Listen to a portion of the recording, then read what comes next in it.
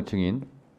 예. 지금 여야 간에 의원님들이 그 질문을 하지 않고 자기 주장만 지금 하고 있어서 국민들이 좀 오해할 수 있기 때문에 위원장 직권으로 여쭤보겠습니다.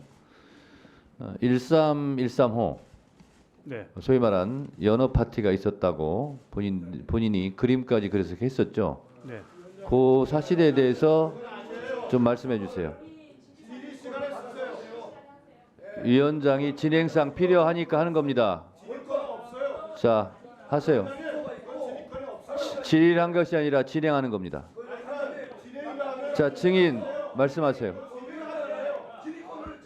자, 이분들 마이크가 안 켜져 있기 때문에 네, 알겠습니다. 방송에는 들리지 않습니다. 증인 말씀하세요.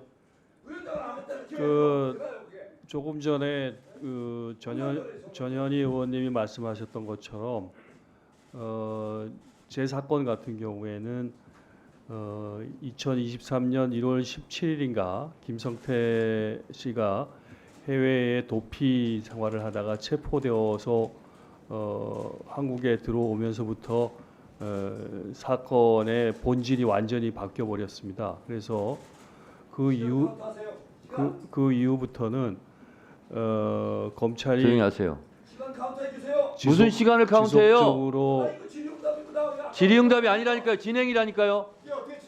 위원장으로서 진행하는 거예요. 말씀하세요.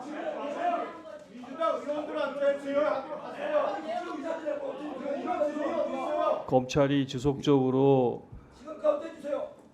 그 유력한 대통령 후보였었고 또 제1야당의 대표였었던 이재명 대표를 그 아까 전현희 의원님께서는 뭐 스토킹처럼 그렇게 했다고 그러는데 제가 그 당시에 느꼈을 때는 무슨 검찰이 그 무슨 전리품을 하나 획득한 것처럼 이재명 대표의 그 아까 말씀하신 그대로 변호사법 위반 사건, 변호사비 대납 사건에 대해서 아무런 혐의가 나오지 않자 그 쌍방울에 김성태 씨를 체포하고 난 뒤에 그 사람을 중심으로 해가지고 다시 그 갑자기 무슨 방북 비용을 대납했었다는 사건으로 사건의 본질을 완전히 바꾸어 버리면서 그 과정에서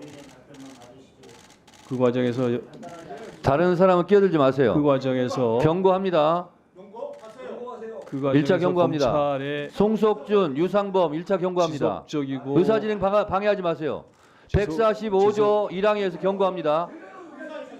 검찰의 자, 지속적이고 강압적인 네, 말씀하세요. 회유와 압박이 계속되어졌습니다. 그래서 아까 위원장님께서 질문하신 바와 같이 수원지검 1313호 검사실 박상용 검사실에서 저희들 사건 관계자들 저를 포함해서 김성태 씨, 방용철 씨, 안부수 또 그밖에 쌍방울의 그 회사 쌍방울의 직원들 임원을 포함한 직원들 수명 이들이 거의 2달 정도 1313호실 바로 앞에 있는 창고라고 쓰여져 있는 공간에서 계속적으로 같은 공간에 같이 있으면서 대질이라는 명분하에 진술을 어떻게 같이 할 것인가를 지속적으로 맞추었고 그 과정에서 진술이 틀리면 서로 교정을 해주는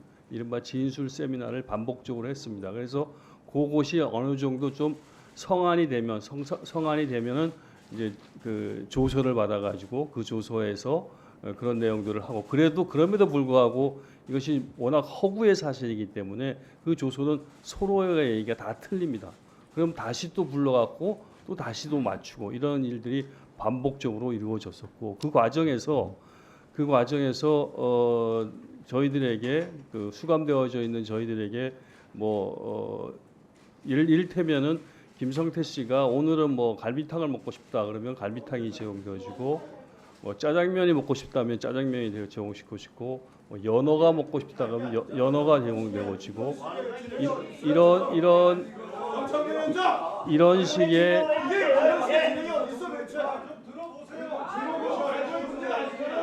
그런 것들이 지속적으로 이루어졌었고 그것은 어차피 오늘 청문회에서 의원님들의 자, 계속하세요. 질문으로 계속 질문이 자, 앉으세요, 이루어질 앉으세요. 거기 때문에 제가 그 부분에 대해서는 뒤에 증언에서 소상하게 정황을 말씀드리도록 자, 앉으세요. 자, 이건태 의원님 앉아주시고 주진우, 송석준, 유상범가 앉아주세요. 앉아주세요. 앉아주세요. 앉아주세요. 자, 이화영 증인 예. 들었고요. 결론적으로 짧게 그러면 결국은 박상용 검사 1313 우리 지금 얘기하고 있는데 소위 말하는 연어 파티, 술 파티, 진술 세미나가 있었습니까? 네, 당연히 있었습니다. 여러 차례 있었습니다.